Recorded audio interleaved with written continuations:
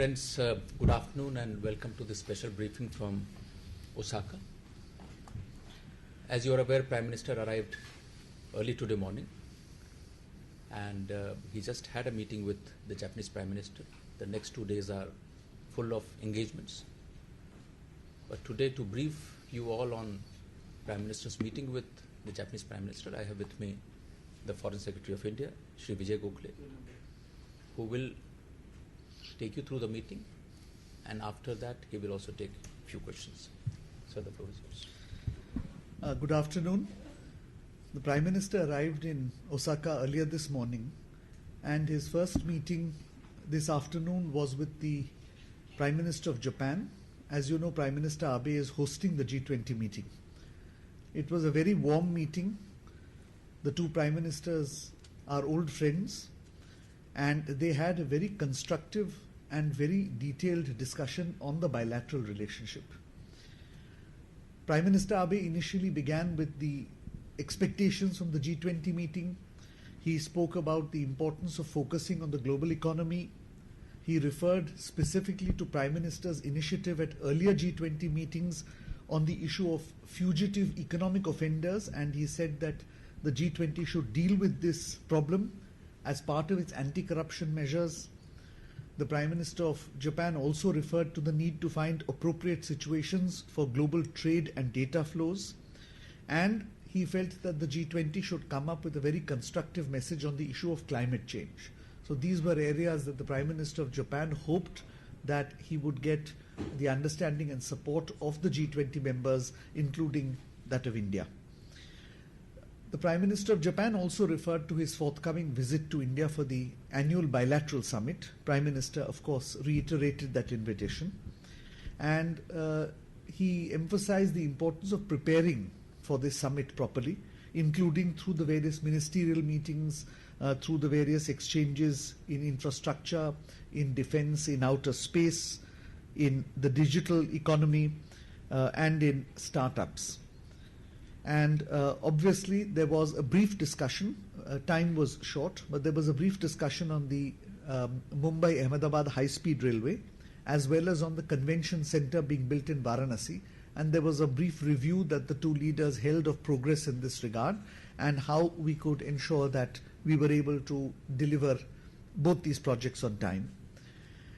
The Prime Minister then also mentioned that he was looking forward to seeing Prime Minister Abe again at the Eastern Economic Forum in Vladivostok in early September, where, as you know, Prime Minister will be the chief guest at the invitation of President Putin, and that the two leaders would remain in contact both on bilateral issues and on other issues. And in the context of the digital issues, the Prime Minister felt that a greater discussion between the two sides is necessary, since this is one of the big challenges and opportunities in the coming few years of the future.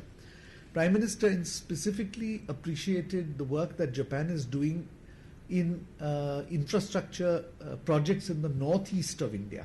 As you know, when the last summit took place, we set up what is called the Act East Forum between India and Japan. And this has had 3 meetings, and a number of projects, bridges, forestry projects, road building projects and so on are already underway. And this was appreciated by Prime Minister.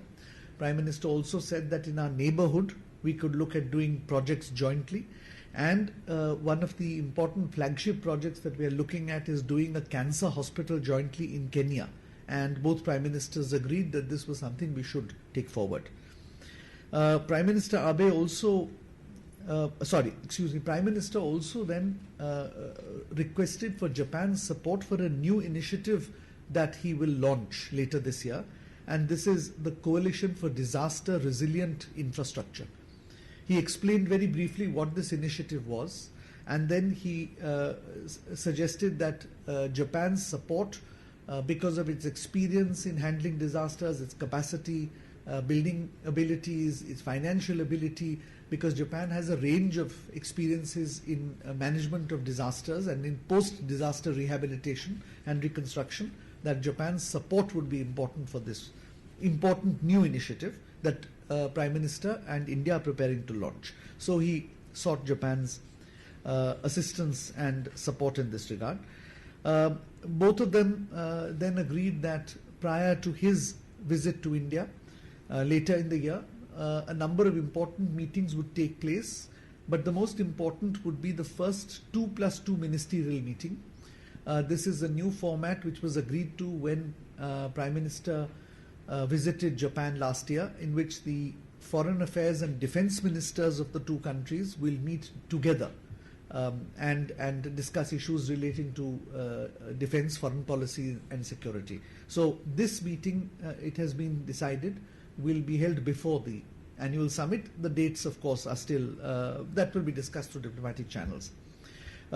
Finally, of course, they both observed that they would be meeting again tomorrow morning in the context of a trilateral meeting between Japan, India and the United States. And there was a brief discussion on how the Indo-Pacific Initiative, which is an important initiative which all three countries are separately pursuing and also discussing together, could be given further fillip as part of this initiative. So these were the broad areas of discussion. It was a very warm meeting. The atmosphere was very positive. The Prime Minister of Japan is looking forward to his visit to India, and of course Prime Minister is looking forward to participating in the G20 meeting. So I will stop here now. Manish. Thank you, sir. I'll just take maybe one or two questions. Siddhant? Sir, was connectivity discussed? Because both Japan and India are keen to engage on connectivity, and of course third country projects. You talked about Kenya. We are also working in Sri Lanka. So can you just give us the nitty-gritties or what happened actually? Yeah. So because of time constraints, obviously detailed discussions could not take place, but on a number of at a number of points the connectivity issue was touched upon. The first, of course, is, as I explained, is the Act East Forum, which is trying to connect the northeastern part of India to Bangladesh and Myanmar as well. The second was, as I mentioned, both leaders felt that we should jointly do projects in third countries in the neighborhood. Countries were not identified, but you have correctly mentioned that one of them is Sri Lanka. And we would certainly like to see if we can do some work with them in countries like Bangladesh and Myanmar. Those are still under discussion, and obviously there was no specific discussion at this meeting. Lastly, of course, the issue of the Indo-Pacific is the issue of connectivity. It is a seamless connectivity of the two major oceans, which collectively taken together is where the global economic center is moved. So in all these areas, I think a direction was set. It is now up to the officials of the two countries to bring that together. Yes, please. Sir, ये प्रधानमंत्री का एक जो new initiative की बात है, disaster resilient infrastructure, तो ये किस तरह का, क्या ये भारत के लिए या सबके लिए बात हो रही है, और किस तरह का सपोर्ट जापान से मांगा गया? This is a new initiative that India is looking at launching. It is essentially a loose virtual coalition of countries which have capacity in handling post-disaster infrastructure development. That capacity could be financial, it could be human resources, it could be experience, or it could be all of them together.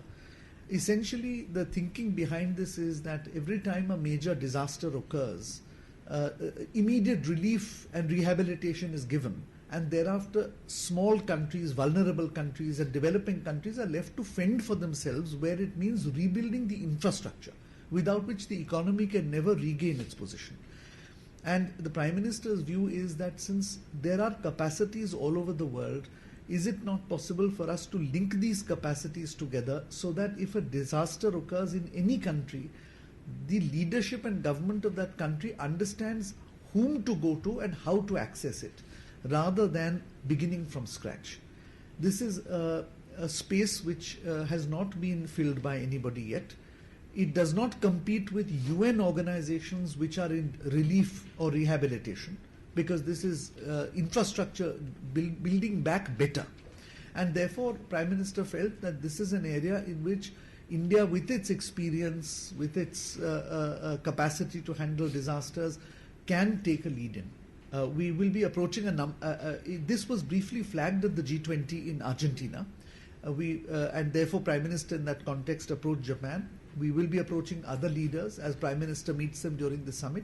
And the intention is actually to launch this sometime later in the year. precise details will obviously be given later. Ji, Akhilesh ji. Prime Minister Abe was in Iran recently, and suppose that he was talking to Iran.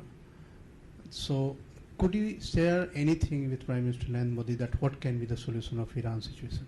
There was no discussion on Iran, Akhilesh ji, during the conversation.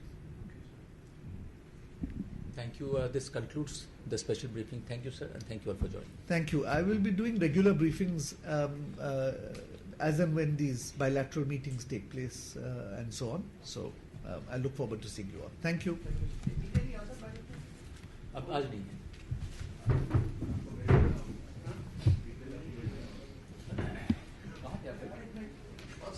आज community में